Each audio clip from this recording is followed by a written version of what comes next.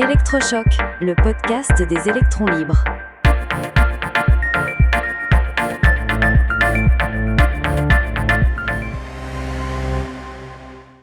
Pourquoi les Français s'appauvrissent? Aujourd'hui, nous allons aborder le thème du déclassement et de ce sentiment d'injustice qui ronge notre pays. Un sujet absolument central, Max. On entend partout parler de justice sociale, d'inégalités insupportables. Les politiques, les syndicats, tout le monde semble s'accorder sur un diagnostic. La France serait un enfer inégalitaire. Et pourtant, quand on regarde les chiffres, c'est une vision complètement déformée de la réalité. Notre système de redistribution est l'un des plus efficaces au monde. Il faut le dire, le marteler même. C'est ça qui est fou. Prenons un exemple concret. Un ménage parmi les 10% les plus riches gagne environ 127 000 € par an avant impôts et aides. Un ménage pauvre, c'est moins de 7 000 €. L'écart est colossal, de 1 à 18. Mais après le passage de notre mécanique redistributive, impôts, cotisations, mais aussi allocations et services publics comme l'école ou la santé, cet écart s'effondre. On passe à 78 000 € pour les plus riches et plus de 25 000 pour les plus pauvres. L'écart n'est plus que de 1 à 3. On triple le revenu des plus modestes. C'est une performance qui devrait être une fierté nationale. Et pourtant, le sentiment général, c'est que le système est profondément injuste. On réclame le retour de l'ISF, on parle de taxer toujours plus les riches. C'est un paradoxe terrible. Tocqueville l'avait déjà analysé. Plus les inégalités se réduisent, plus celles qu'il reste nous paraissent insupportables. Mais aujourd'hui, ce n'est pas qu'une question de perception. Il y a de vraies raisons à cette colère. Absolument. Il y a d'abord ce sentiment d'injustice fiscale, nourri par des idées fausses qui circulent en boucle, selon lesquelles les ultra-riches ne paieraient presque rien. C'est faux, de nombreux économistes l'ont démontré, mais le mal est fait. L'idée est ancrée. Et puis il y a le deuxième mal, peut-être le plus profond, qui touche surtout les jeunes, le déclassement. Ils se comparent, et à juste titre, à la génération de leurs grands-parents, celle des 30 Glorieuses. Une génération qui a connu le plein emploi et surtout qui a pu acheter son logement facilement. Aujourd'hui, un jeune qui démarre dans la vie n'a aucune chance d'atteindre le même confort, notamment immobilier.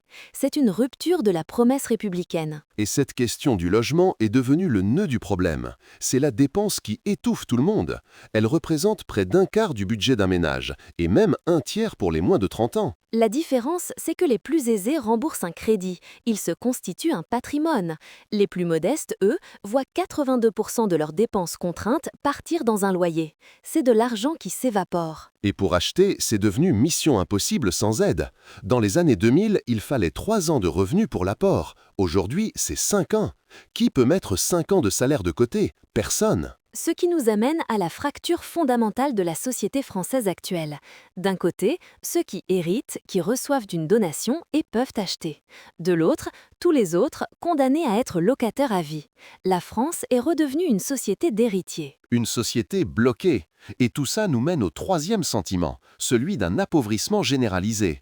Et là, il faut être très clair, la France a oublié le moteur de sa prospérité. La productivité, c'est le seul et unique moyen d'augmenter les salaires, de réduire le temps de travail et de financer notre modèle social.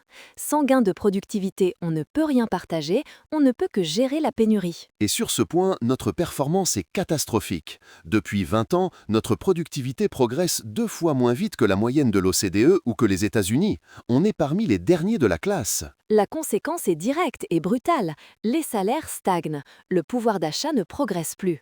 On a perdu le rêve de pouvoir vivre mieux que ses parents grâce à son travail. C'est une tragédie. Dans les années 70, il fallait 15 ans pour doubler son pouvoir d'achat. Aujourd'hui, avec la dynamique actuelle, il en faut près de 80. C'est 2 vies professionnelles. Et l'ascenseur social est en panne. L'OCDE estime qu'il faut 6 générations en France pour qu'une famille modeste atteigne le revenu moyen. 6 générations, c'est plus qu'aux États-Unis, le pays qu'on adore critiquer pour ses inégalités. On a donc créé nous-mêmes la crise sociale qui nous explose au visage, en délaissant la productivité, en se focalisant sur des débats stériles sur la redistribution d'un gâteau qui ne grossit plus. Et la pire des réponses serait de continuer dans cette voie. Ajouter des taxes, comme certains le proposent, ne ferait qu'aggraver le mal en plombant encore plus notre compétitivité et l'investissement. Ce serait mettre un clou de plus dans le cercueil. La seule voie, la seule, c'est de renouer avec la croissance de la productivité. Par l'innovation, par la concurrence, en libérant les énergies. Il faut que l'on comprenne que notre prospérité ne tombera pas du ciel. Il est urgent de poser le bon diagnostic. Le mal français, ce n'est pas une injustice fiscale fantasmée, c'est un déclassement bien réel causé par une panne de notre moteur économique. Et c'est là-dessus que nous devons concentrer tous nos efforts. Exactement. Il faut en finir avec ce sentiment d'impuissance et se remettre au travail. C'est la seule condition pour que la France redevienne une terre de progrès et d'opportunités pour tous.